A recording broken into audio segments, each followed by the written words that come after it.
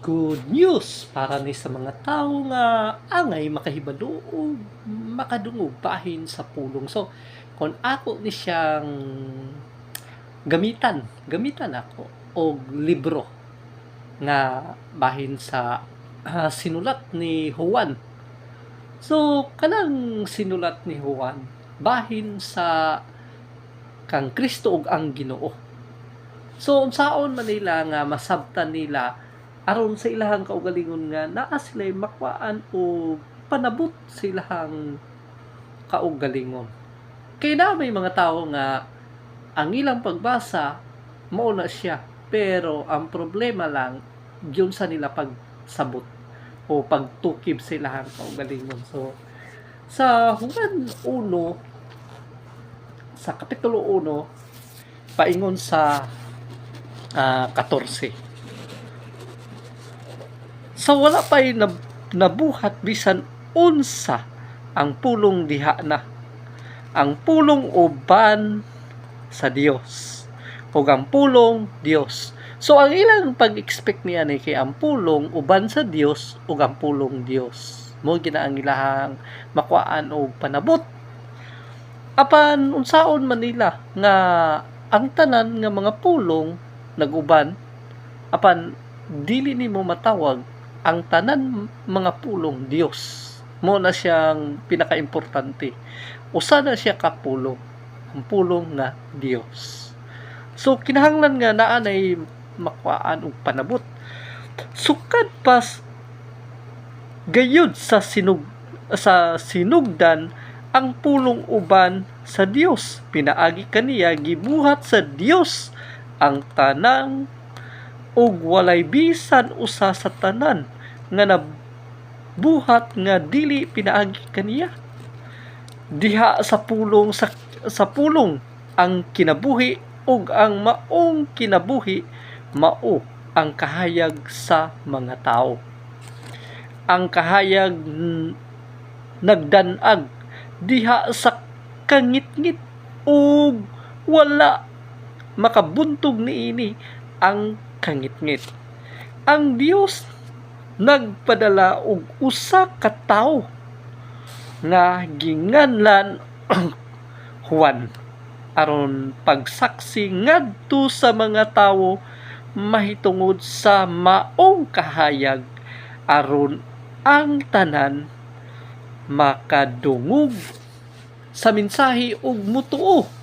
Si Juan dili mao ang kahayag apan mianhi siya aron pagsaksi mahitungod sa kahayag. Ang matuod nga kahayag mo anhi sa kalibutan aron ang tanan mandanagan sa kahayag. Ang pulong dinhi na sa kalibutan pinaagi kaniya. Gibuhat sa Dios ang kalibutan apan ang kalibutan wala mo ilah kaniya.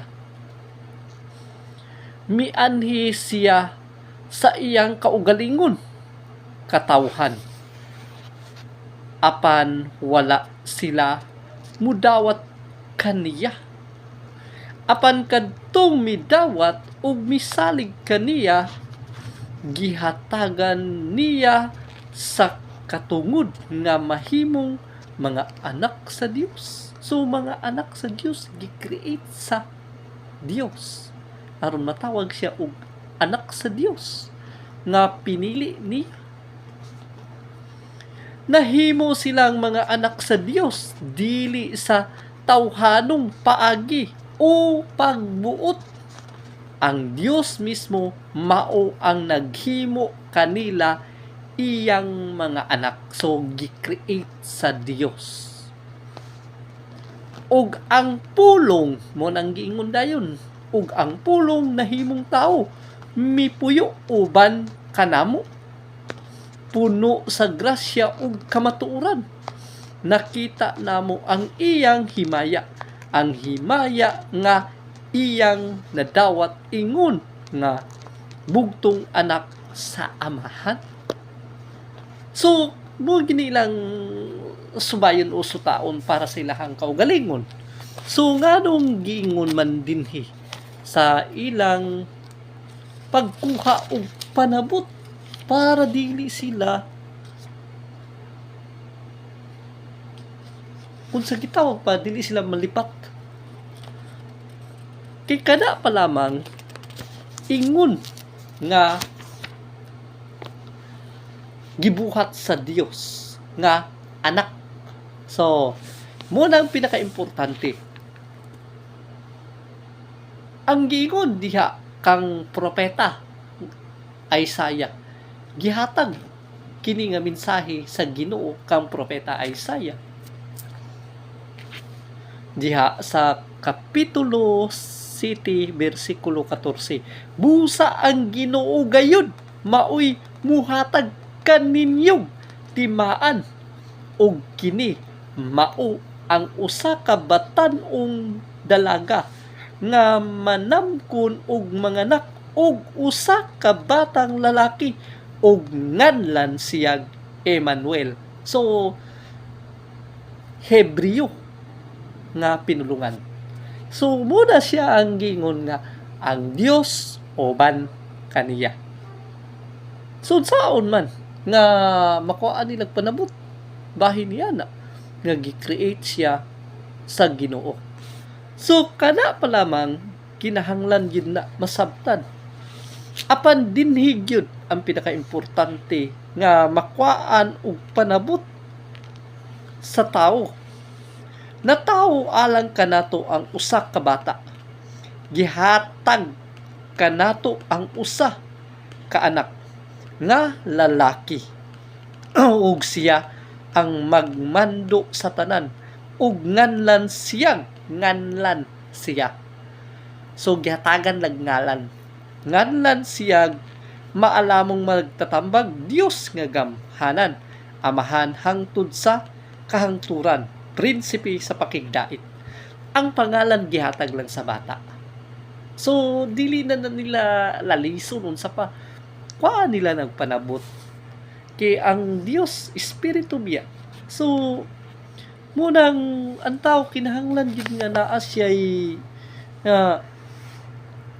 masayran unsa ba ang insakto para sa iyahang kaugalingon nga dili siya maglisod. So diya na si Kristo na nag-ingon ani sa Lucas kapitulo 4 bersikulo 16. Unya miadto si Jesus sa Nazaret, diin siya magdako ug sumala sa iyang naandan. Miadto siya sa sinaguga sa adlaw nga Sabado o adlawng igpapahulay. So mitindog siya aron pagbasa. So sa ilang hunahuna ang adlawng igpapahulay, magpahulay lang ka. Dili, kung dili magsasulti ka sa pulong. Dito magtapok ang tao nga ingon pagpakablaan. Munang dili nila masabtan unsa ba gayud ang kanang giingon nga adlawng igpapahulay.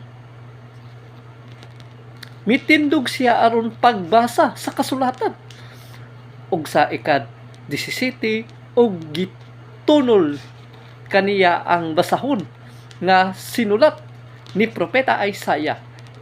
Gibukhad niya ang linukot nga basahon ug maoy iyang gibasa ang dapit diin nasulat kini. Mo nang gingon nga si Kristo nag-ingon siya nga ang espiritu sa Ginoo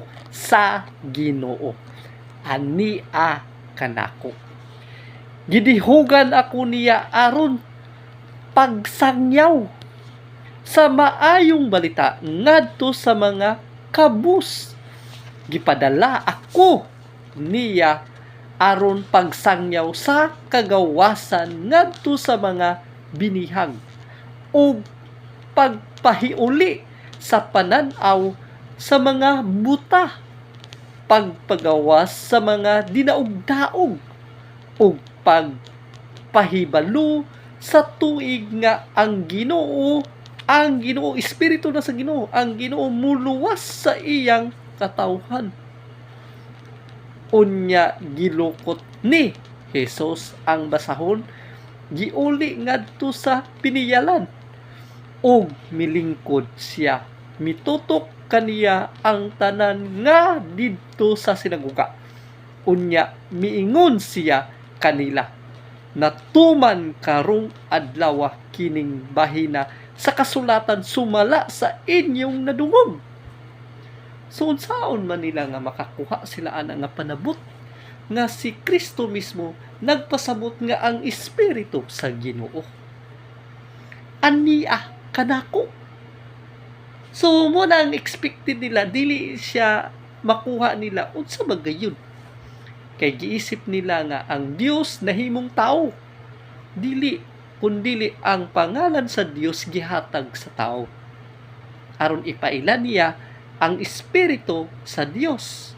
Muna ang Espiritu sa Ginoo. Unya kung kuhaan nila og panabot bahin ni si Kristo gihapon ang nagsulti. Kay kanang ilahang pagtandi-tandi sa ilahang mga bersikulo, sila man ang nagtandi-tandi niya na sa ilang kaugalingon nilang panabot.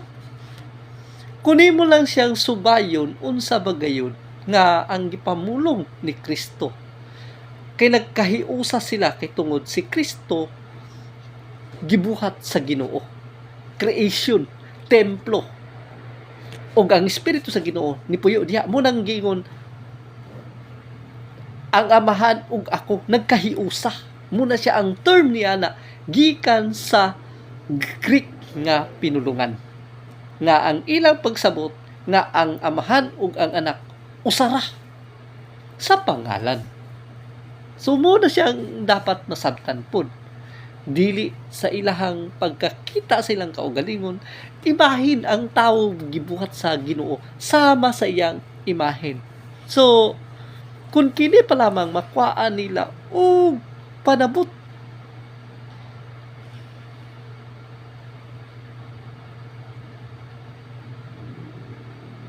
lisod para kanila sa ilang kaugalingon ang pagdawat unsa bagayod ang kamatuoran.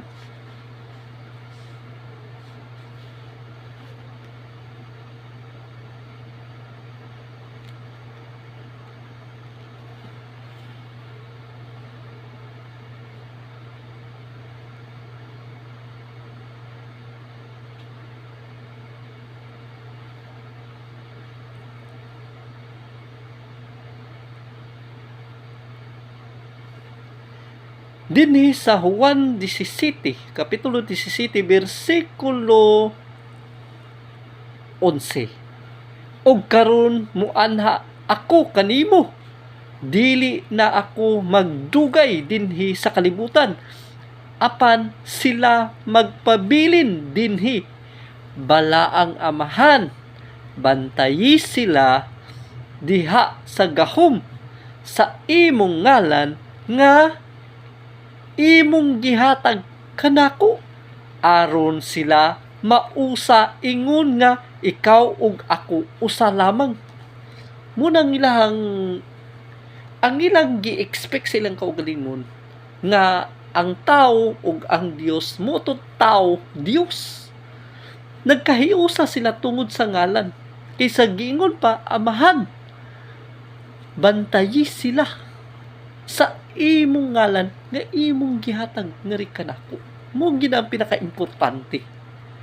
So nganong ilaha pa mang ipakiglalis nga ang Dios na imong tao, kay kun ila nang kuan og panabot nga sa panahon nga gilansang si Kristo sa Romano, diha masabtan nila nga Dios ko nganong gibiyaan mo man ako. So ang Espiritu sa Dios, importante nga masabtan nila na sa ilang kaugalingon. Ang namulong mo man giingon nga ang tao instrumento sa Dios, templo sa Dios. Mo man giingon instrumento galamiton sa Dios o puloy-anan sa Espiritu sa Dios. Muna siya ang pinaka dapat sutaon sa tao. Kaya ang tao gihulma sa Ginoo. Kung kana pa lamang unsa pa man ang ilahang makuhaan sa mga panabot bahin sa ilang kaugalingon kung sila dili nila makita unsa ba ang kamatuoran o ang dalan nga kamatuoran. Og kini giingon diha sa Ginoo kang prophet Isaiah sa kapitulo 66 kini ang giingon sa Ginoo, kini ang giingon sa Ginoo: ang langit mo'y akong trono ug ang yuta maoy akong tumbanan. Busa unsaon man ninyo pagbuhat ug balay alang kanako, ug unsa mang dapita ang inyong ikahatag kanako aron himuon kong pahulayan. So, unsa man ang ilahang pagsabot? Ako ang nagbuhat sa tanang butang, busa ako kining tanan, nag-ingon ang Ginoo.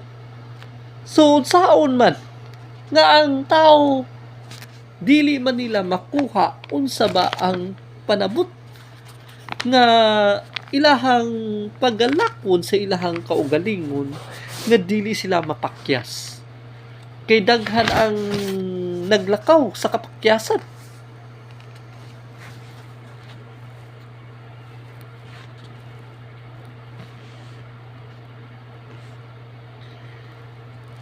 Lisod man para sa tao unsa bay angay nilang buhaton para kini dili sila masaylo o malipat niini.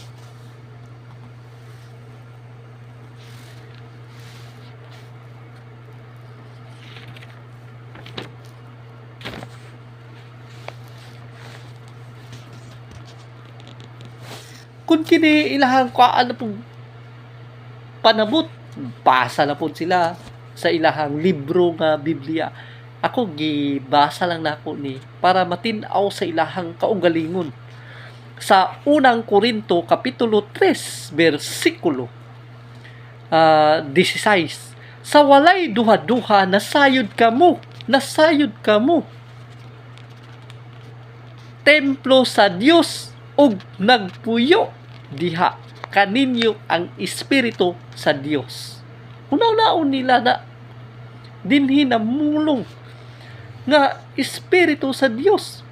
Busa ang muguba sa templo sa Dios, laglagon sa Dios, kay balaan ang iyang templo sa Dios. Og kamo mao ang templo niya. So ang lawas sa tao.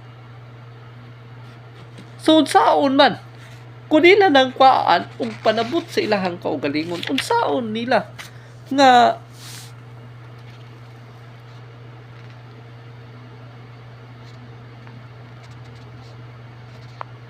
ang tao karon dili man nila makuhaan na og mga dalan paingon sa ilahang kaluwasan kung dili nila na makita.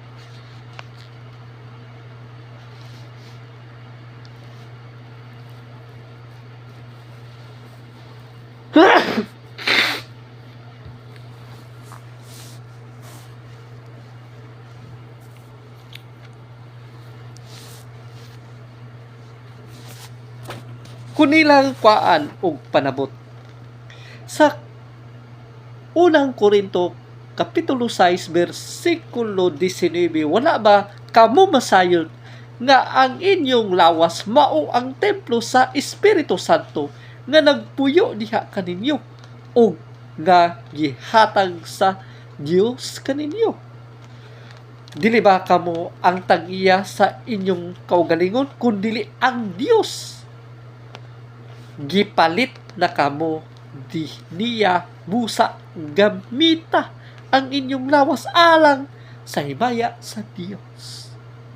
So ang tao karon unsaon man nga kana pa lamang maglisod ba sila sa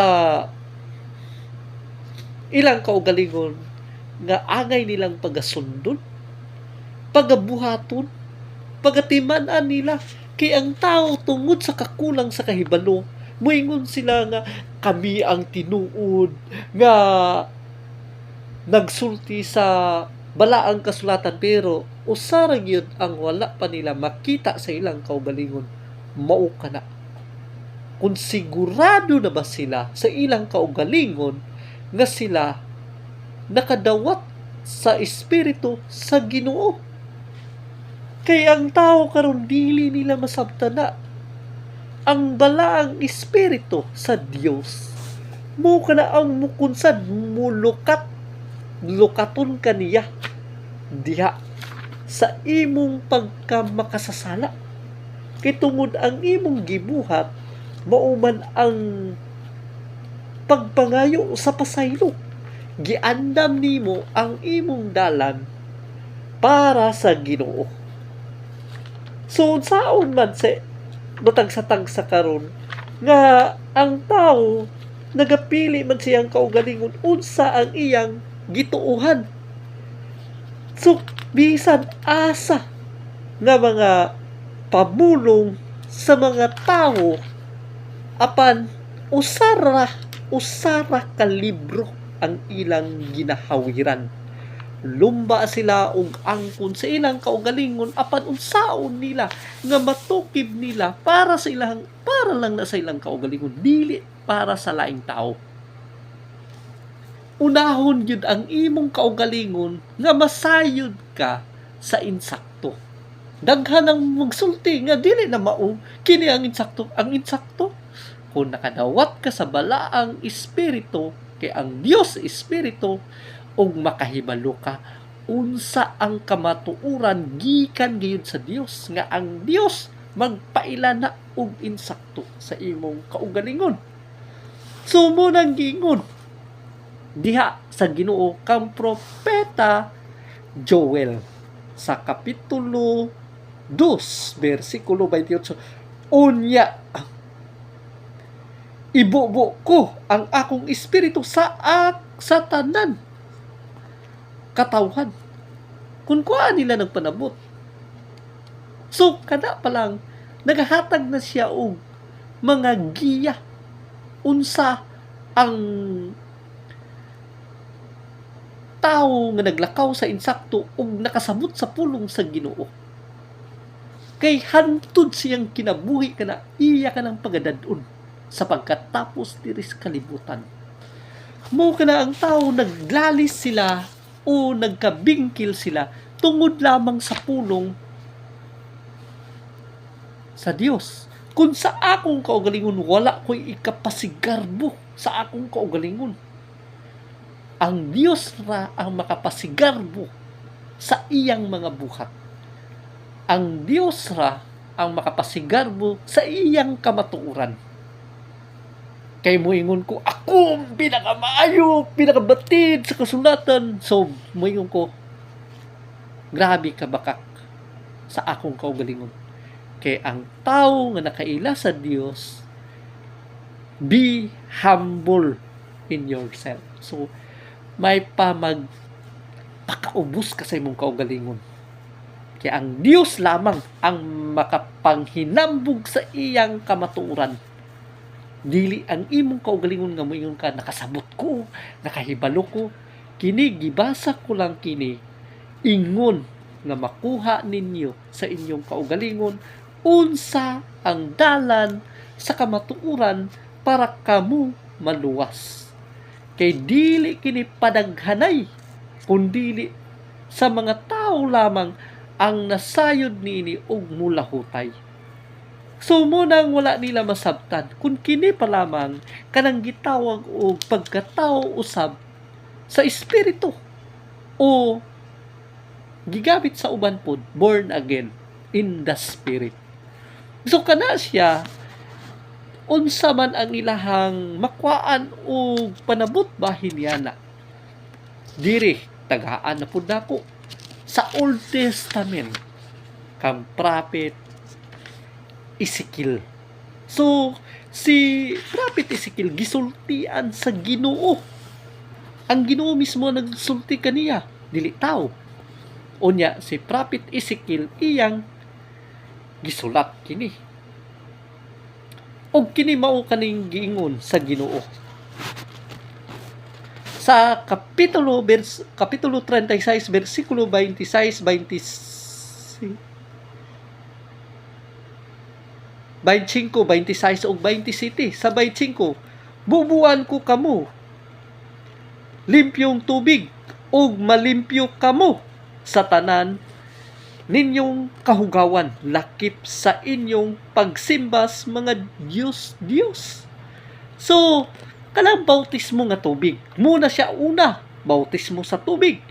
Ang Dios mo'y maglimpyo niini sa inyong pagkamahugaw. Hatagan ko kamog bag-ong kasing-kasing o bag-ong espiritu. O kuhaon ko ang inyong kasing-kasing nga gahi sama sa bato.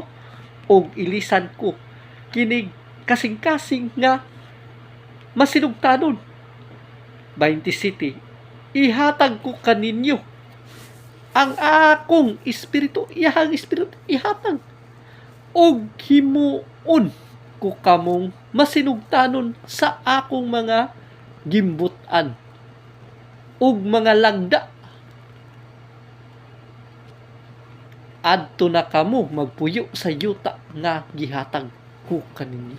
So, unsaon man nga kini pa lamang kang propeta Ezekiel. Gisulat niya ni aron masayra nila unsa ang pagbautismo sa tubig, unsa ang pagkuha sa daang espiritu ug pagpuli sa bagong espiritu. Og kini ang espiritu sa Dios magpuyo niya kanimo, ibo mo niya ang iyang espiritu sa imo o sa iyang katawhan. So kana pa lamang unsa ba ang pinakamaayo sa tawo nga masabtan niya ang mga pulong sa iyang kaugalingon ug sa iyang gikwaan ug mga panabot. Mo na siya ang pinakaimportante. So dili mo maglisod sa inyong kaugalingon kung ang Holy Spirit ang maggiya sa inyo ha. Kaya nga no, magpasalamat pa kamo sa iyang gihatag nga kamatuoran alang sa inyong kaugalingon. Kay kana siya, usa na siya kamatang nga kamo mahimong gawas nun sa inyong kasaypanan. Mao kanang mga tao karon nga dili man nila masabtan kato siya kang prophet Ezekiel kato.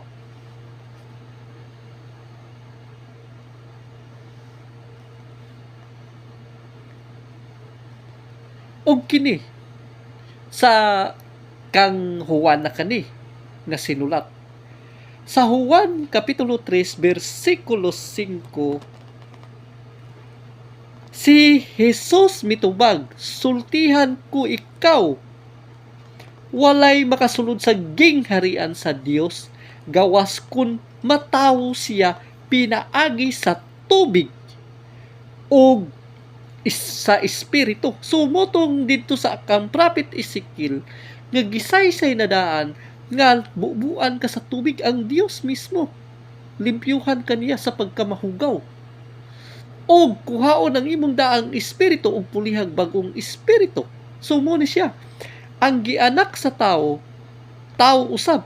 O ang gianak sa espiritu, espiritu usab.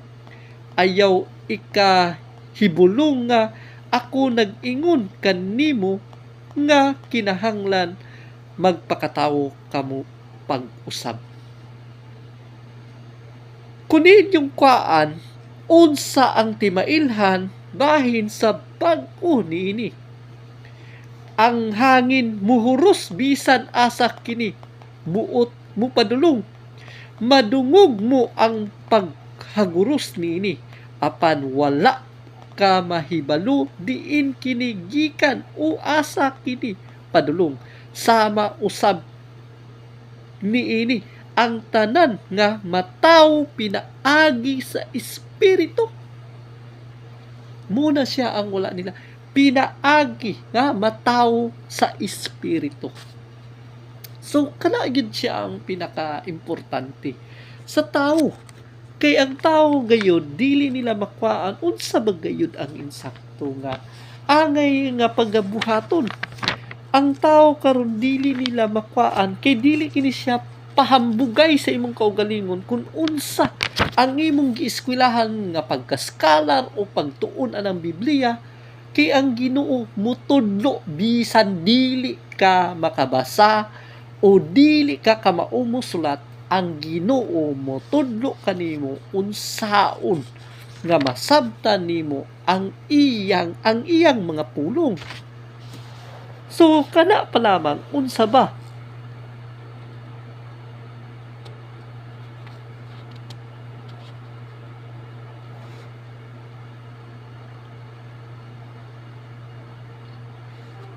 Kung ila ning kuan og panabot.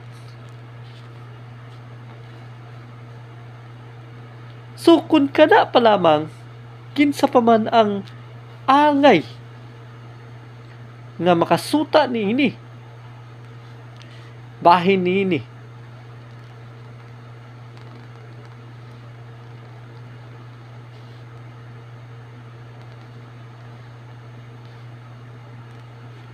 kung kining mga tao karon dili lang sila maglisod sa ilang kaugalingon, unsa ba ang insakto para sa ilang kaugalingon, dili na sila mangita og dalan nga ilahang pagasupayon, kundi ang dalan sa kamatuoran ang ilang makita. Gayud unsa ang kahayag.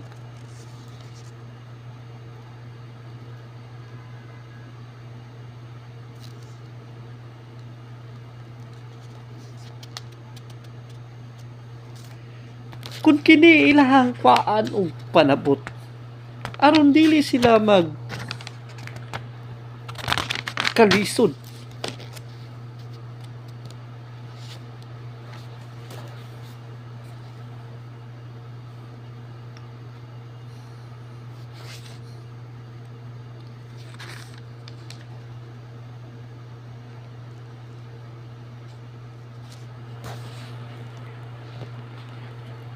Sa Buhat Kapitulo 2, versikulo 1, sa pag-abot na sa adlaw sa Pentecostes, ang tanan magtotoo nagtigom sa usa ka dapit ug sa kalit may haguros. Kun nila may haguros gikan sa langit sama sa kusog nga huros sa hangin, ug milukop kini sa tibuok balay nga ilang gitiguman. Unya nakakita silang daw mga dila nga kalayo sa nagtungtong diha sa matag usa kanila. Silang tanan napuno sa Espiritu Santo ug misultig nagkalain-laing pinilungan nga sumala sa gipasulti kanila sa Espiritu. Ang tao karon kung magasulti sa sinultian, unya ang giatubang dili makasabot, dili na pwede. Munang gingon limbong nga namulong sa pinulungan nga walay makasabot o makahubad nini. Muna siya ang delikado usab. So munang dili tanan espiritu imong tuuhan. Apan ang balaang espiritu mo'y magasaysay sa kamatuuran. Diha ninyo masayran. Unsa bagayud ang kamatuuran? Kaya ang tao karon wala na sa ilahang kaugalingon nga ang pagsusi sa kamatuuran, kundi ang pagpasigarbo sa ilang kaugalingon. Ang pagpakaarunig nun o pagpakahambugiro sa ilang kaugalingon, kay tungod sila mao kini ang ilang gitun-an, giistadihan, pero wala nila makita ang Ginoo dili gayud mububo sa espiritu ni anak nga mga tao. Nakaila ang Ginoo unsa ang naas kasing-kasing. Sa wala pa nimo nagibuhat, nasayod na siya ni anak. Munang kinahanglan kun kamo muingon sa inyong kaugalingon apan wala sa Espiritu sa Dios ang pagpanugot nini, mas maayo dili na lang nimo buhaton kaysa imong ipugos ang imong kaugalingon apan dili mao unsa ang plano sa Ginoo para sa imong kaugalingon, maong gid na siya. So hinaot nga kini nga pulong makadugang ug makalamdag sa inyong kaugalingon. Kaya ang tanan naa sa imong kaugalingon o sa matag sa tagsa ka kaugalingon sa tawo ang pagbuhat sa matarong ug paglikay niini sa mga daotang binuhatan o ang pagyukbo sa mga tawo nga dili siya masaligan. Mas maayo pa ang Espiritu sa Dios nga magasalig ka kaniya kay siya magahatag sa imo unsa ang kamatuoran.